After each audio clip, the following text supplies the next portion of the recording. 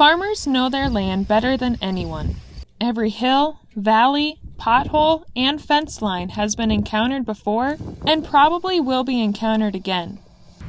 They know this because they've worked the land year after year, and in many cases, those that came before them did too.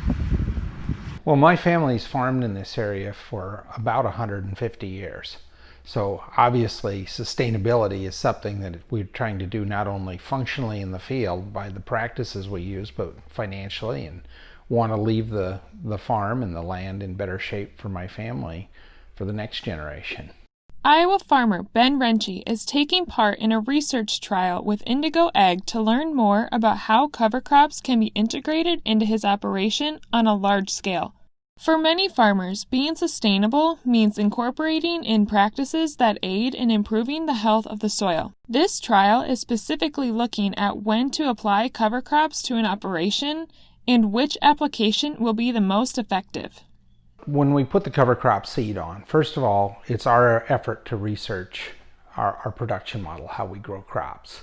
We're hoping for things like reduced runoff. We're hoping for ground cover over the winter months. We're also hoping to improve soil tilth and the microbiology of our soil crop environment. But then we're also, seeing if there's a way that we can learn from this that we can share with other farmers. Cover crops have long been viewed as a path to improve soil health and create a more sustainable operation. But getting farmers to use them in their operation hasn't always been easy. Well, margins are slim to negative right now. So to put extra cover crop seed out, and the cost of application isn't just something you can add to the production expense list and get a quick return on. The payback on these cover crops may be in a handful of years, in a decade or longer. So to have more expense right now is prohibitive at a time where things are marginally profitable at best. And you can't just increase you just can't change your production model haphazardly. You can't just totally envelop a new sort of system to raise crops. You have to somewhat stick to your knitting and with what you know, because you probably have bankers in your life. They want to see their capital back with interest. And you change your production model, you always increase the risk of what you get. And so you can do it on a research basis. You can try things like we did today, flying on cover crops on a few acres, but you can't wholesale change your production model overnight.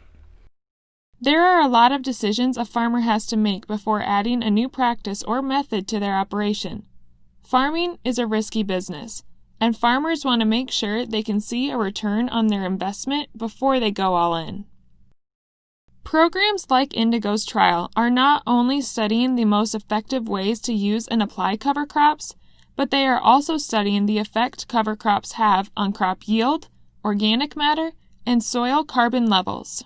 As of right now, there is not a universal way to measure how much carbon has been sequestered in the soil. New technologies are emerging, but there is not one specific method that works across the country. It's a difficult thing to measure. But we can find, as we begin to look at this, that we're seeing this accrual of organic matter. And I think we're going to have to develop some new techniques.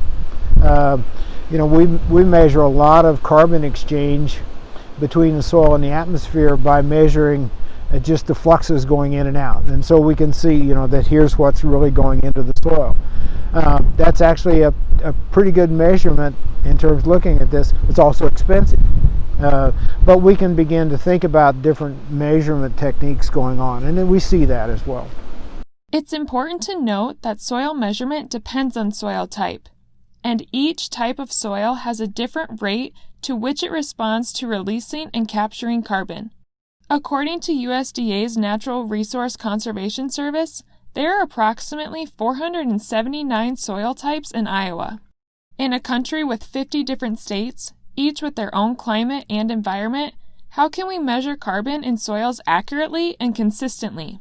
I think that becomes the bigger question. How do we consistently make a measurement so that when we're comparing Iowa to Kansas to Colorado to California, that when we say that we're changing the soil carbon, that it's all, we can say that with confidence that this is really what's happening. And I think we need a consistent measurement technique or techniques. I'm not sure that there's just one technique we should be using, but maybe a suite of things that give us an idea of what's going on. The reason there needs to be a consistent measurement across the nation is because there is potential for a carbon market to exist and pay farmers for the work they have done to sequester carbon.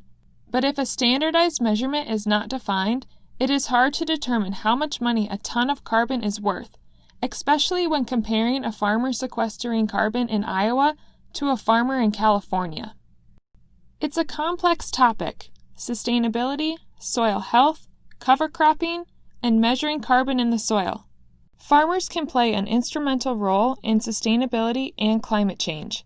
But it's important to remember, farmers cannot sustainably heal the environment if they cannot sustainably keep their operation financially stable.